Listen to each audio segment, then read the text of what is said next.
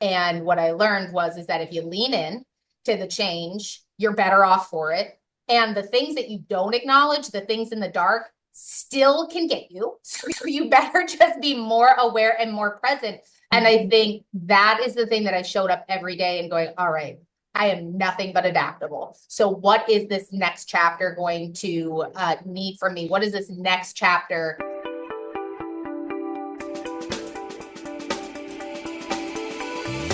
Buckle up for a new episode of the S.H.E podcast, the show where we have real and raw conversations to inspire and empower you to be seen and heard so you can create balance and everything you want in your life and business. I'm your host, Heidi S.H.E, and I'm excited to walk alongside of you on this journey of being seen, heard, and empowered.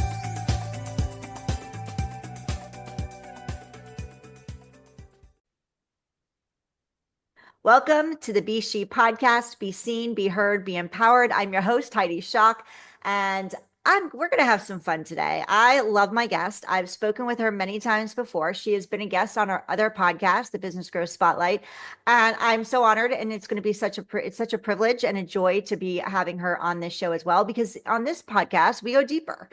The other podcast is all about strategy and business growth. This is about being seen, being heard, empowering yourself to overcome challenges and overcome fears and adversity. So welcome to the podcast, Christy Hamilton. I'm so excited to have you here. Heidi, that's always so nice. This is why I come on here, because you say such nice and wonderful things. It's so warm. I adore you. You've had some exciting things going on. I'm not going to spill the beans. We'll get into that, but Christy's had some fun things happening to her lately. But before we dive in, Christy, I'm going to give everybody a little background about you, if that's okay. Go for it. Christy Hamilton is a visionary business leader and strategic growth architect, specializing in scaling operations, brand strategy, and sustainable revenue growth. With over a decade of executive experience, she has successfully built high-performance teams, optimized business structures, and driven transformative growth across multiple industries. As Chief Operating Officer at Carey & Co., she has played a pivotal role in expanding business operations, increasing revenue, and strengthening brand positioning. Beyond business, she is passionate about mentorship, community impact, and sustainable leadership. And she believes in building teams that thrive, creating businesses that endure, and leading with integrity, clarity, and long-term vision. Now, Christy, you've shared with me that you've been called the non-traditional COO. Can you tell us what that means, and also give us a little background on your journey of how you got to where you are now? Absolutely. I was saying this to Heidi earlier that the non-traditional COO keeps coming up. And for a minute there, I was apologizing or feeling badly or trying to hide it and be like, no, I can dance like everybody else does. And what I've found is that the weakness is the strength in some ways, right? You have to really own it. You have to call it out. And there's so many things that are about my experience and my pathway that has led me to being a little less formulaic and a little less, this is the way that we've always done it, and more present, more listening to folks and where they are in the moment. I think that has been like my key to success, is what I would say. But where I started, my degree is actually in theater. And so for me, ending up and even listening to you read off my bio is something that I would have never expected my bio to be. I think the theater background has really just let me understand how people and in a way that is relatable, and how we show up and the tactics that we use and the motives that we have really helped me understand from an empathetic part, but also from a business leader's part of going, okay, these are what the needs are in the room. So how do we make all of those happen? Yeah, and I can imagine that having that theater background in that creative space and that outlet, and being more in the artistic world for a long time versus many business leaders who come out of business school, or they're very analytical. So they work from that side of the brain, and you're coming from the opposite, which probably adds to the non-traditional version of a COO and a leader, but also I'm sure it has huge rewards for your team and your business, your company, obviously, too. I think so. I think theater is, I think coming through theater, it teaches you how to listen to people and how they show up in a room. And I think when I watch people come out of business school or come out of very traditional corporate spaces, it's amazing to me that like the simple things in the room about like, well, what did that person say? Or were you listening when that person was talking about what their needs were is really lost, or it's just not something that's quantifiable. And so I was thinking today, and I've written an article on LinkedIn about the subjectivity of what the theater world is and how that is so starkly different than where I am now. And I think the nonprofit theater space is about creating art. It's about how does it reach people? How does it make people feel? And so when I was in that space and saying, okay, well, we have to sell X amount of tickets and X amount of to make sure that the company continued, that was really kind of met with disdain, I guess. And on top of it, like not only that, but like the lack of wanting to adopt it and say, oh, well, this is a business first and let's create art later. It was definitely let's create art and we'll worry about the business later.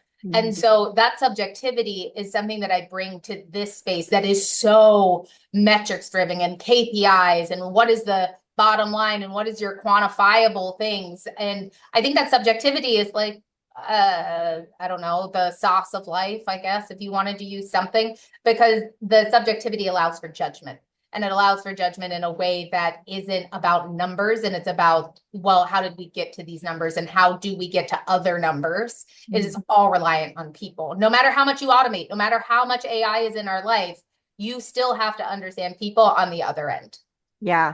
One of the reasons I'm really excited to chat with you today on this podcast, because as you know, it's all about being seen, being heard, being empowered, and allowing women the space and the encouragement and inspiration to take a leap, to move in a direction that might be a little scary for them and new to them. And for you listening, that is the goal of this podcast and why it was born. We do talk a lot of business on here, but it's really meant to bring on guests who have moved through fear, have created huge transformations in their lives to get where they are now. And the journey's still going. We don't know where Christy's going to be in 5 years. I don't know if she knows where she's going to be in 5 years, but she's transformed a lot to get here. So can you talk into that, like leaping from theater to business? I'm sure that was hella scary. And how did that even happen? And what made you, because pivoting is scary, making a change, any change is scary. So how did you move through that? And what were some of the talking about feelings, what were some of the fears that came up for you and the feelings, and how did you move through them and overcome them? Absolutely. Well, let me start all the way at the beginning. So I grew up on a farm about an hour north of Pittsburgh. I'm the seventh generation on that farm. My sister and I are. And so when I think about family and home, that will always be family and home. They're not going anywhere. And so I grew up in a space that was definitely, rural and farm life. And these are the ways that we have always done it. And I think even from an early age, it was very clear that that was not something that I valued highly. So when I started going to high school, I actually split my time between my regular high school and a performing arts high school that was all about pre-college and college credits. Because I was going to be a Broadway actress. And I think there was a drive very early on to kind of overcome, to do something new, to do something that was different. And my parents had said to me at that time, they're like, I don't know where you're going and I can't help you to tell you like these are the next steps that you have to do, but I can support you and I can like help you as much as I can. And it's very sweet, but I think you will learn early on in that space that you're like, well, if I'm going to do it, it's got to be me that figures it out. And so there was a lot of self-reliance that went into that. And so I moved to New York when I was 19.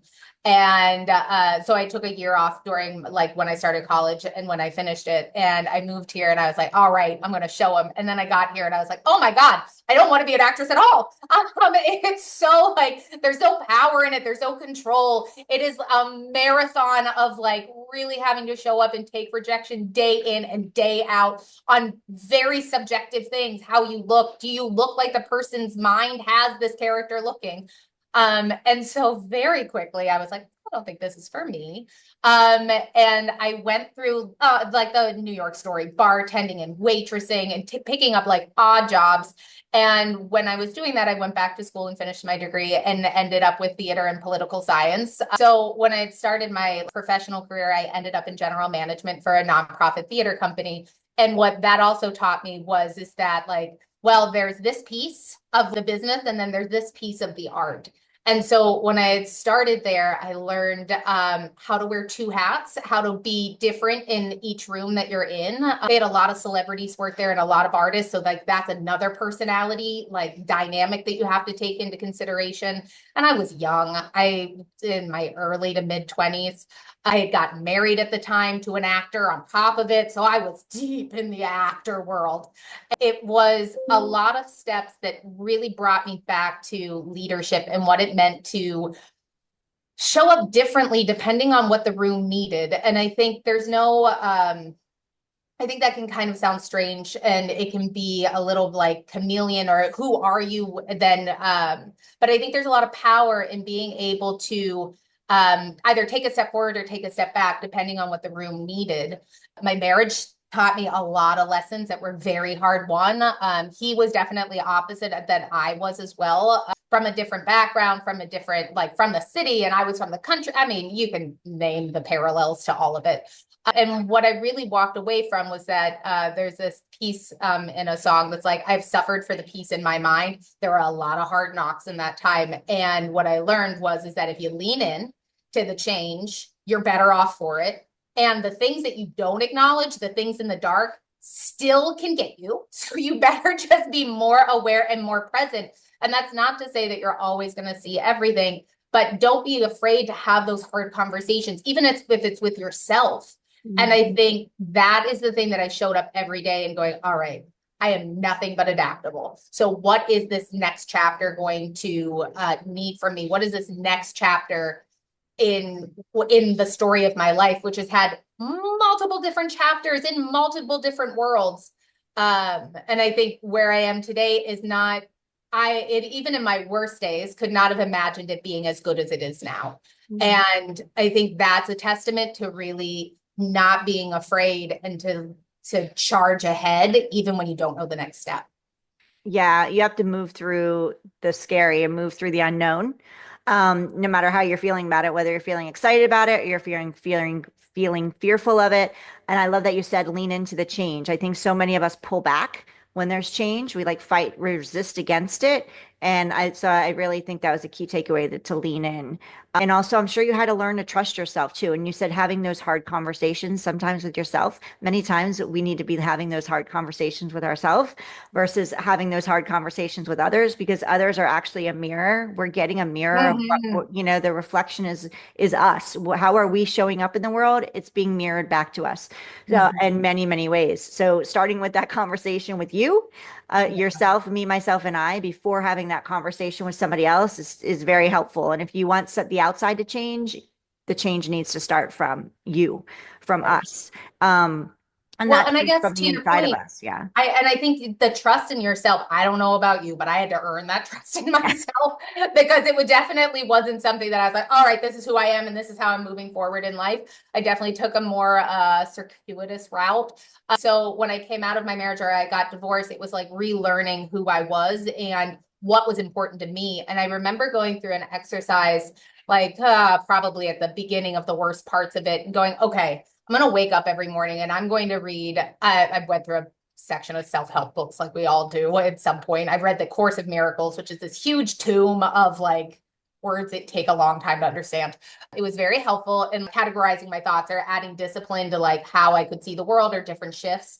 And I remember at the top of it being like, every day I'm going to write down 3 things that I like, 3 things that are about me. And that was a huge game changer in learning like, oh, wait, I am this person outside of my marriage. I am this person outside of my family. I'm this person. And I think those were the inklings of like taking those next steps to trusting myself, because there's a lot of times that you drive off the cliff, or at least my personality, there's a lot of times that I drive off the cliff and I go, well, I have no idea how this is going to end. And I've been very fortunate that like the risks have definitely come with rewards and not a lot of the other.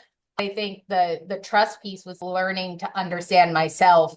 And then the next part of that was meditation, right? Of like, okay, how do I understand what my thoughts are without anybody else like influencing me, without any other like structures, people, how you should be doing these things, what you should look like. And that meditation really taught me to meet myself in different forms of like, okay, well, I'm in this situation now I never thought I'd be in, but what would I do? Like, how do I show up for myself? And I think meditation was a huge piece of that, because I do agree that the people that you have around you are a reflection of you. And I don't, there's so many quotes about it, but the piece of like, the people that annoy you are the things that like bring out that like, the ick, Yeah. whatever you want to call it, is usually something that you hold inside yourself that you just haven't acknowledged or owned, right? I can be incredibly preachy when I get on my soapbox, and my baby sister will tell you, like, I can get on there and be like, all right, we're going to do this, and this is how you should do it.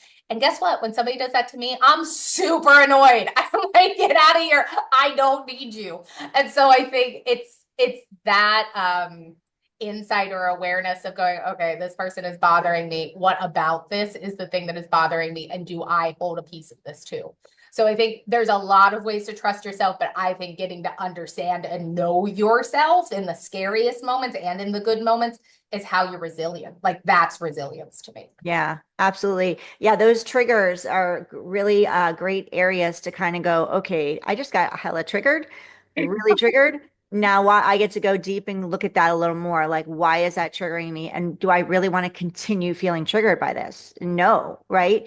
And the meditation is key, really learning to, because a lot of people can't spend time with themselves. And I Mm-hmm. think in order to really create successful relationships, whether it's personal, because I moved through divorce and it's been, I don't know, I think we're 8 years now, 7 years, and I'm still like navigating, okay, who's my person? Where are they? What does that look like? I need to be able to spend time with myself and enjoy myself, being with myself versus until to get ready for that other person versus like, okay, let's go date and try to find that person when you Right. really haven't done the work yourself. It's just not going to work. And you've done the work because obviously what's out Yeah. there for you? Yeah. So now I was talking to my fiance the other day. And it's really nice because I think I'm 8 years out, I think about, and who I was then, I wouldn't even recognize now. Not alone of that, but like my fiance, who I love and adore, is the opposite of the first man I married. And in so many ways, it's a reflection of how much I love myself and of how much I am like acknowledging and understand what I need. Because there's only, I think, going through life when you're younger and you are maybe born or feel like an outsider, that you don't quite fit in, you're trying to find somebody that helps you fit in. You're trying to find someone, and that can come with some knocks if you don't choose right. And I think what I learned during that time was, okay, how do I become more of myself? How do I, without the people pleasing piece, without being like, no, no, you make me feel validated. How do I validate myself? And I think you have to do those things simultaneously. I'm a big fan of doing everything at once. And I think you have to do the self work and meeting yourself. And you do have to go out in the world, because you don't really know who you are until you also interact, right? You want to test those things out. I think I'm a good person. Go out in the world and maybe you're like, oh shit, that wasn't really the good person kind of thing to do. So you have to really be able to um understand, but also like forgive yourself and be able to say, well, I'm learning. And so 8 years later now, getting engaged and married to this man who is so fun and goofy and extroverted is just a sign of like those pieces of myself, and really feeling included and building something that's inclusive instead of me. I wouldn't have said it that way before, but I kind of like it. Yeah. I love it. And congratulations. This is so Hey. exciting. So yes, Christy is now engaged. I'm so excited. Last time we talked, she wasn't engaged. And I that was know. a See, month I ago. got It that. was about a month ago, a little over a month ago. So this is exciting for me to hear. And I'm really happy for you and congratulations to you both. And I'm so happy you found your perfect partner, your Yeah, person. me too. So there's hope for us out there. Yes, there is.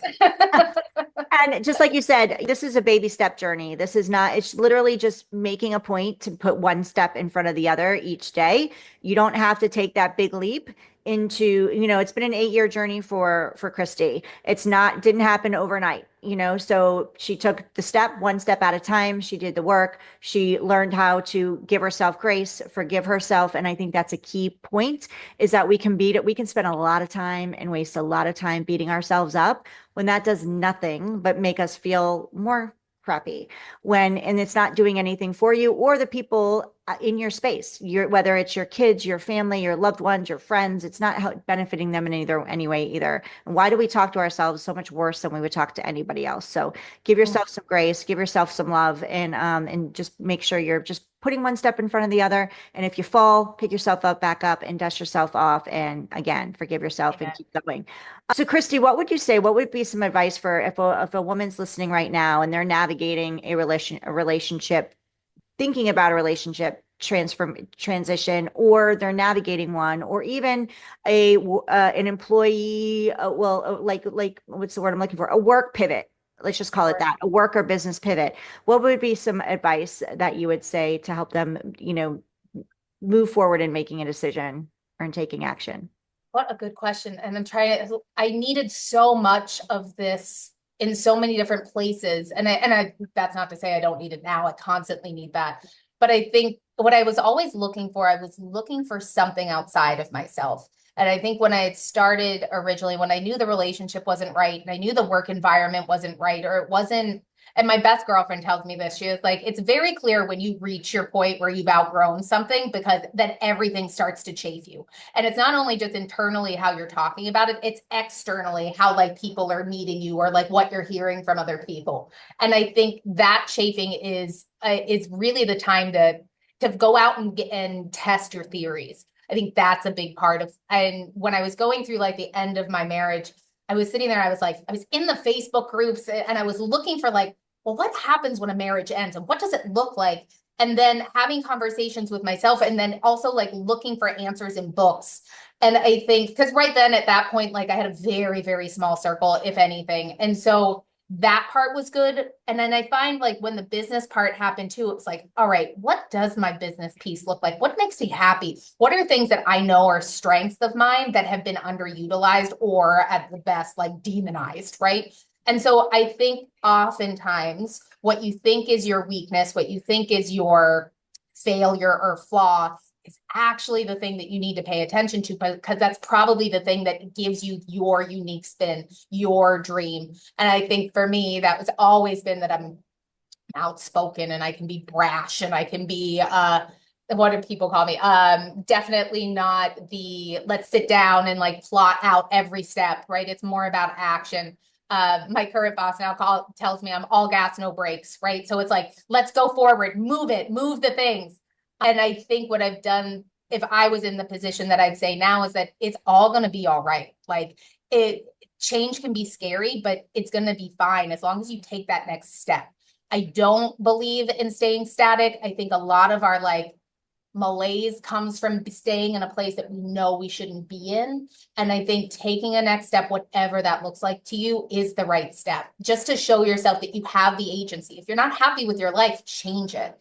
And that does not mean it's not scary. That's the thing you need to lean into. Yeah, absolutely. So good. Thank you for that. So Christy, for somebody listening, they want to reach out and connect with you, where can they find you? So you can find me on LinkedIn, Christy Hamilton. You can also find me at teamcarry.com, which is where I am the COO of a nonprofit consulting firm. And I think those are really great places to find me. And I would love to hear from people. Yes, connect with Christy. Let her know you heard her here on the S.H.E podcast, and we will have all of Christy's contact information in the show notes as well.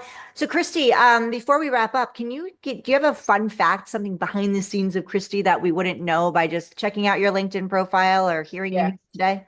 Yeah, I was going to say all the things about theater, and then I was like, well, I gave that away.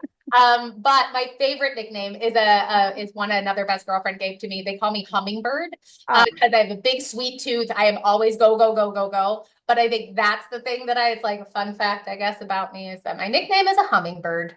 Aw, so cute, so cute and so fun. Now I'll never see a hummingbird and think it the same way. I'll always think of you when I see one. And okay, so my last question for you is, if you could have lunch with anyone, whether they're deceased or alive, historical, famous person, whoever it may be, somebody that impact and change the world, whatever it is, change maker, who would that be and why? Oh my gosh, you're right. You do ask this. I think the one that I kind of fall towards is Teddy Roosevelt. And I think, and his oldest daughter, who I'm now blanking on her name, but she at that time had this father that was like known for being brazen and really changing some things.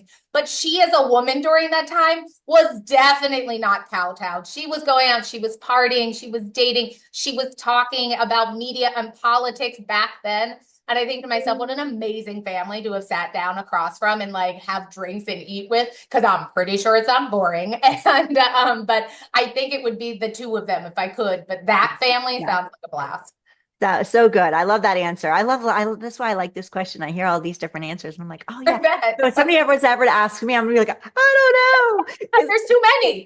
There's Too so many many. people. Yeah. So Christy, thank you so much. Is there anything that you want to share before I let you go that that I just didn't get to ask you or we didn't talk about? I think it's been a fantastic conversation. I always like talking about this because at some point my younger self would have been like, oh, hey, wait a minute here. So it's crazy to hear it coming out of my mouth now. So it's something about evolution and learning.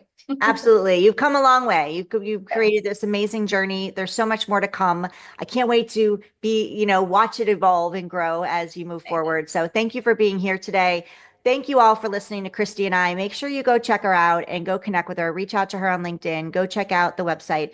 And we will see you on the next episode of the Be She podcast. In the meantime, be empowered, go out and be seen and heard.